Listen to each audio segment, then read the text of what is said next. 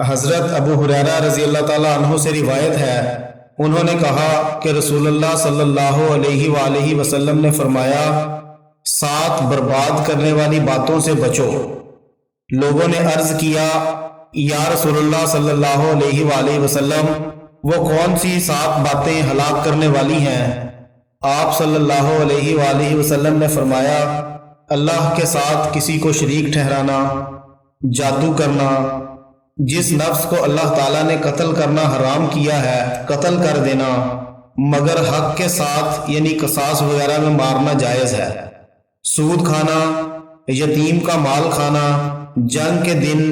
پیٹھ پھیر کے بھاگ جانا، پاک دامن اور بے خبر عورتوں پر بدکاری کی تہمت لگانا،